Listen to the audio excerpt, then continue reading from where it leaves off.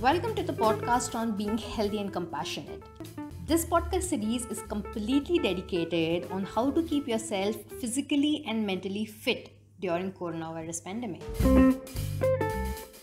For this episode, I will be talking about Mr. Coronaziety.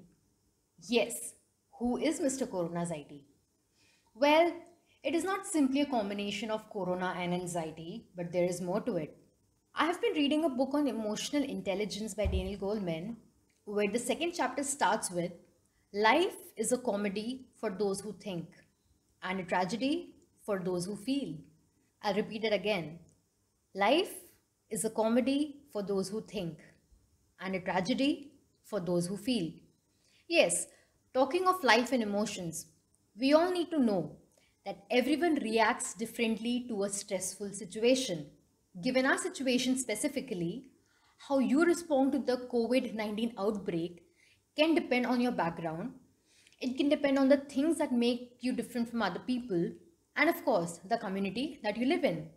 Now, few things that we all can do as a fight against corona anxiety is number one, take breaks from watching, reading, or listening to news stories, including social media. Yes, this is exactly what I discussed in my last podcast episode as well.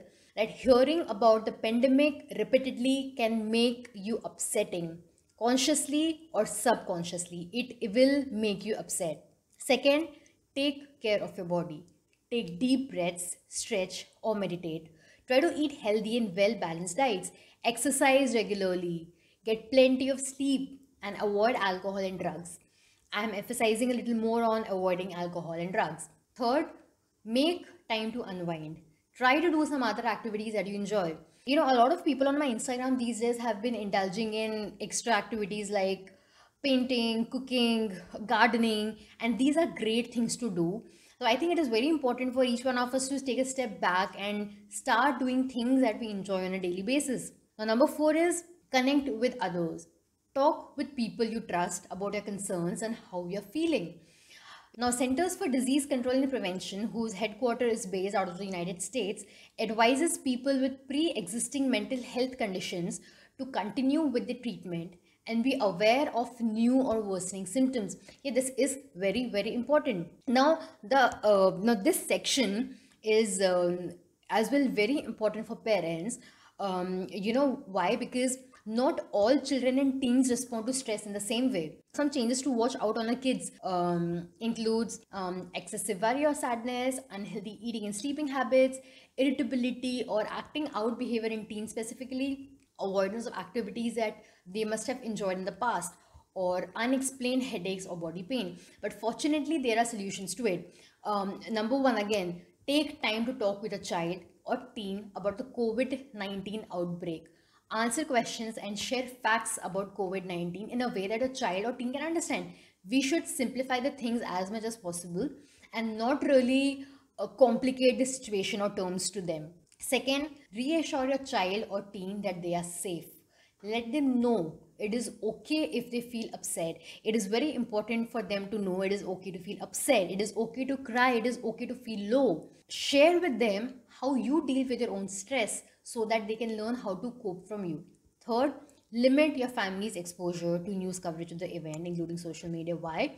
Because children may misinterpret what they hear and can be frightened about something that they do not understand. And there will be times when they will not even come and check with you or would want to know from you. They are just going to misconstrue the entire thing, and which is going to be injurious for them. Fourth, try to keep up with regular routines. Now that the schools are closed, create a schedule for learning activities and relaxing of an activity. Just do something with the kids that they enjoy doing. Now, all this information is coming from Centers for Disease Control and Prevention website directly. And I really hope that we can align ourselves with this because it is only for our betterment. Before I end the episode today, I would also want to point out a very important thing which I came across while I was going through WHO website, which says do not refer to people with COVID-19 as COVID-19 cases, victims, COVID-19 families, or the deceased. They are people. They are people who have COVID-19. people who are being treated for COVID-19 or people who are recovering from COVID-19, and after recovering from the life, they will go on with the jobs, families, and loved ones. It is important for us to separate a person from having an identity defined by COVID-19 in order to reduce the stigma. Yes, it is very, very important. So let's all be compassionate and kind towards each other, because this is the foremost thing that can save us from coronanxiety. Thank you for tuning into this episode, guys. If you want more of it, please subscribe to my channel on iTunes, Spotify, Ghana.com, or any other podcast platforms that you know. For more queries, please send an email at beingheco@gmail.com. Please note that the content telecasted on this channel has been gathered from various sources on the internet. I'm not an expert in the health domain, but only aims at spreading positivity.